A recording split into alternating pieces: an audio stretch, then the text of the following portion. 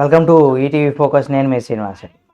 హరీష్ రావు పైన కవిత గారు మరోసారి సంచలనమైనటువంటి వ్యాఖ్యలు చేశారు. అంటే ఆ వ్యాఖ్యలు ఏంటి అనేది కూడా ఈ వీడియోలో మనం తెలుసుకుందాం. జాగృతి జనం బాట పేరుతో కూడా జిల్లాలో పర్యటిస్తున్నటువంటి కల్వకుంట్ల కవిత బీఆర్ఎస్ పైన మరోసారి సంచలనమైనటువంటి వ్యాఖ్యలు చేశారు. పార్టీ నుంచి తనను చాలా అవమానకరంగా బయటికి పంపారని కూడా చెప్పుకొచ్చారు. ఉరివేసే ముందు ఖైదీనైనా అంటే ఏ ఖైదీకైనా చివరి కోరిక అడుగుతారు, కానీ నాకు కనీసం ఫోకాస్ నోటీసులు కూడా ఇవ్వకుండా సస్పెండ్ చేశారని ఆవేదన అయితే వ్యక్తం చేశారు.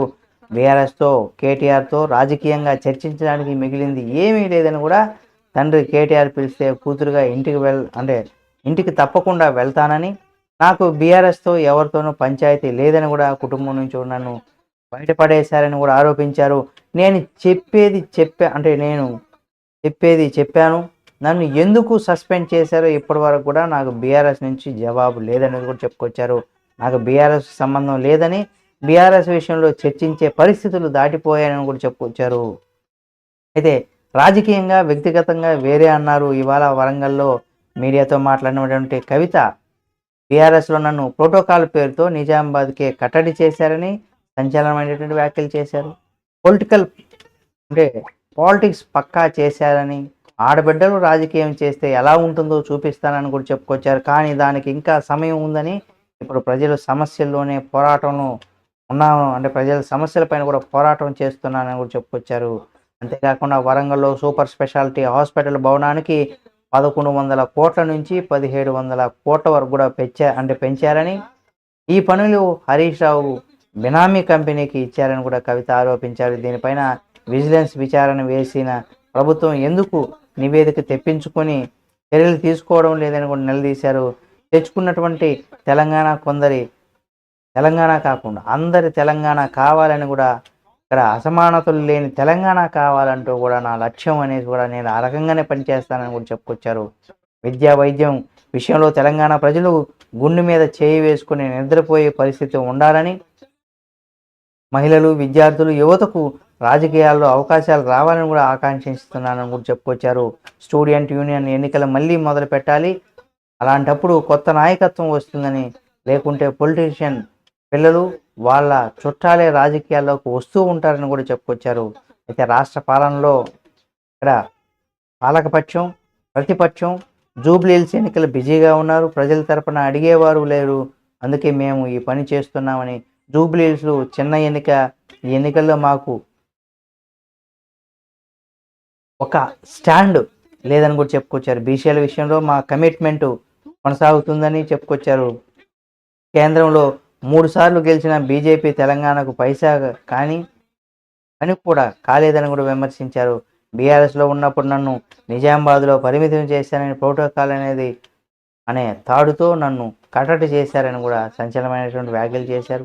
ఇక ఉద్యమంలో బతుకమ్మ సంబరాల్లో తెలంగాణలో ప్రతి పల్లె తిరిగాను, కానీ ఆ తర్వాత నన్ను నిజామాబాద్కు మాత్రమే పరిమితం కావాలన్నారు.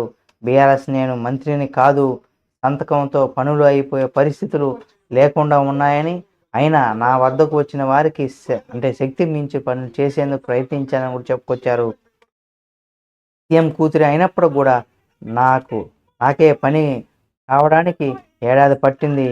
నన్ను కట్టడి చేసినప్పటికీ ఎన్నో సమస్యలు కేసీఆర్ దృష్టికి తీసుకెళ్లానని, అలాగే తెలంగాణ ధనిక రాష్ట్రం అంటాం, కానీ తెలంగాణలో అందరి వద్ద డబ్బులు లేవని, ప్రతి ఒక్కరికి ఆర్థిక స్వాతంత్రం కావాలని కూడా చెప్పుకొచ్చారు.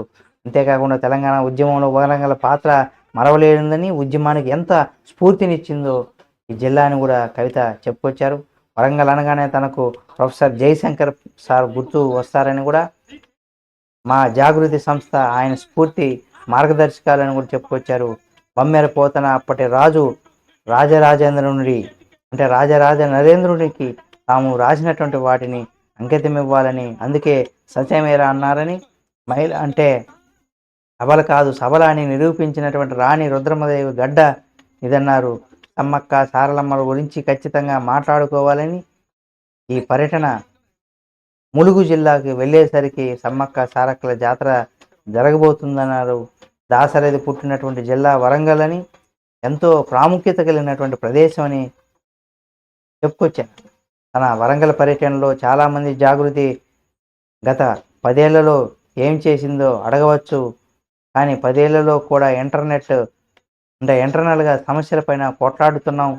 ఉమ్మడి జిల్లాలో 13,00,000 మెట్రిక్ టన్నుల ధాన్యం వస్తుందని అధికారులు అంచనా వేస్తున్నారు. ఇందులో 10,00,000 మెట్రిక్ టన్నుల ధాన్యం కొనాలని కూడా లక్ష్యంగా పెట్టుకున్నారు. వాటి కోసం 1,306 కేంద్రాలని టార్గెట్‌గా పెట్టుకొని, కానీ 630 కేంద్రాలు మాత్రమే తెరిచారని, ఇప్పటికి కూడా 17,000 మెట్రిక్ టన్నులు మాత్రమే కొన్నారని కూడా విమర్శలు చేశారు. అలాగే రైతులకు ధాన్యాన్ని వేరే చోట అమ్ముకునే అలాగా చేస్తున్నామని, బోగస్ ఎగగొట్టే ప్రయత్నం, బోనస్ను కూడా ఎగగొట్టే ప్రయత్నం చేస్తున్నారని ఆరోపించారు.